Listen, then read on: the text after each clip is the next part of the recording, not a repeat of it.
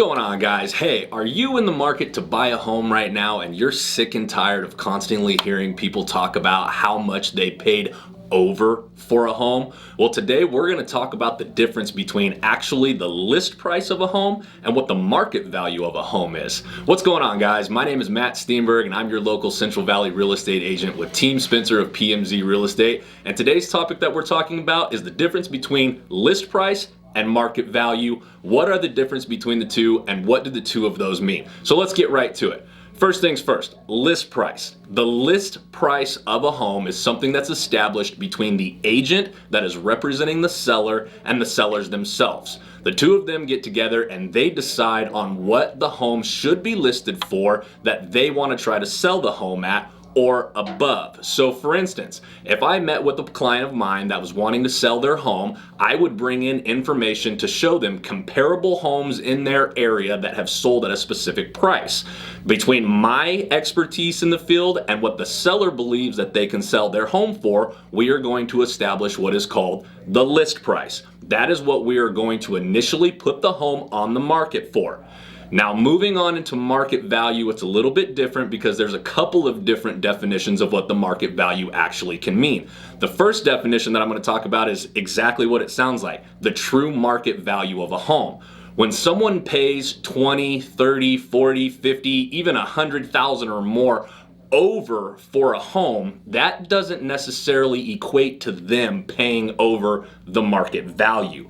So a lot of the times agents will use a marketing strategy by pricing a home lower than what the market value is to try to drive more competition to that home in order to bring the home's price value up, again trying to bring it to the market value. So when homes are being paid over by 20, 30, 40, 100,000 or more, a lot of the times it's going to depend on the appraisal that comes through on that home to dictate that form of market value.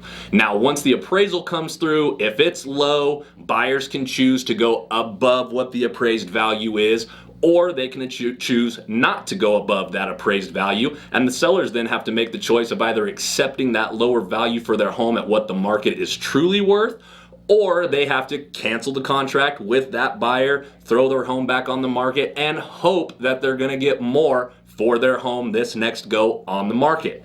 Now, the second definition of market value is really simple, and it's this. If you go out into the market and you look for a home and it's your dream home, it is the best, it checks all your boxes, and you're willing to pay whatever it takes for that home, that is the market value for that home.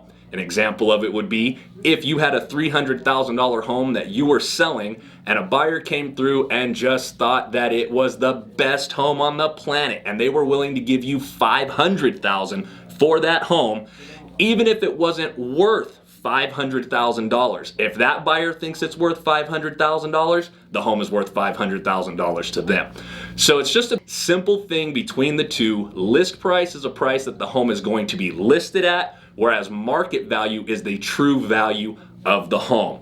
Most of the times when we do ours, 9 times out of 10, the home may have sold over the list price, but when the appraisal comes back in, it's appraised almost directly at what the value of what the purchased offer was. So guys, again, list price versus market value, a lot of the times it's just a marketing scheme by us agents to make us look better, make us look bigger and more proud about ourselves for selling a home above list price. So don't get that confused next time you see somebody talking about selling a home over list value. We'll see you guys next time.